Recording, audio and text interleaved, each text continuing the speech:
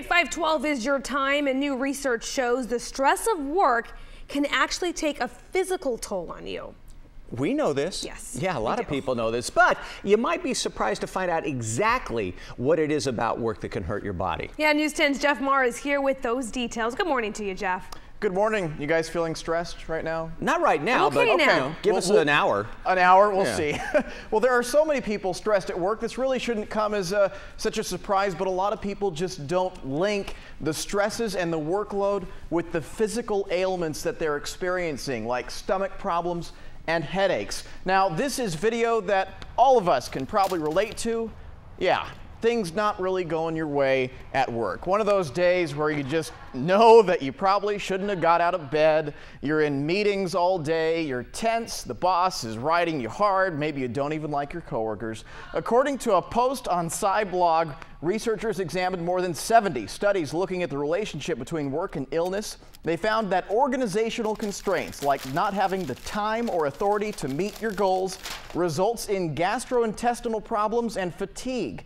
For example, when a boss tells you to do one thing and a supervisor tells you to do something else, that can result in stomach problems. If you're having conflicts with coworkers, that can result in trouble sleeping.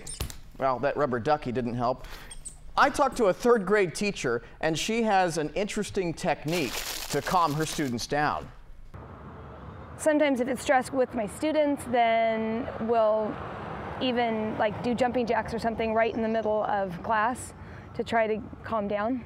Jumping jacks or taking a lap around trees, but we do it all together and we come back and we're ready to learn. So yeah, it helps a lot. Well, I had to try that one for myself. Jumping jacks and running around a tree in the park. I took her advice, and believe it or not, that resulted in a decreased amount of stress level for me at that time. Now, we also got some comments from people on Facebook. This was interesting. This guy, I kept anonymous for good reason. I have bosses I work for that have followed me to the restroom when it wasn't my break just because they can. That's stressful. Wow, that's stressful. And I can relate to that. I can relate to that because if the bosses aren't following you to the restroom, they're telling you how to work and what to wear. And sometimes, you have to just let it go, and we're supposed to wear these suits and these ties. And Dan, these ties, they can choke you to death. So sometimes you just gotta let loose and be yourself. You're dealing with and stress just there, let pal. that stress get out. And it just feels so good. Oh, man. To let it go. You know what? We can bring the chroma key wall into play and put that dancing disco ball up there, and you're ready to go, pal. Okay. I'm ready to go. The reason that I showed this off, last week I was supposed to do a Disney on Ice, and this was going to be my costume. A lot of viewers were looking forward to it.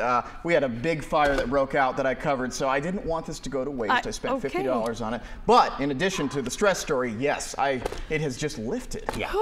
You were stressing about being able to write it off. Now that you've worn it, you can write it off. Right. Job That's expense. Good. Are you feeling better? I'm feeling great. Great. I'm feeling because you might not wonderful. have a job after that one. Oh, I don't know about that. I might have a job at Barnum and Bailey Circus. There you can do that. Yeah. We love it, Jeff. Jeff, thank you so much. You know what? They may have had you in mind when they did this survey, the Wall Street Journal. They were talking about attractive people. Definitely had Jeff in mind. Because people assume that Dan. being attractive gives you a career boost, and they found out just how much. They interviewed an economics professor at the University of Texas, and they found that attractive people earn up to 4% more than someone with below average looks. So I'll get a raise because of what I just did.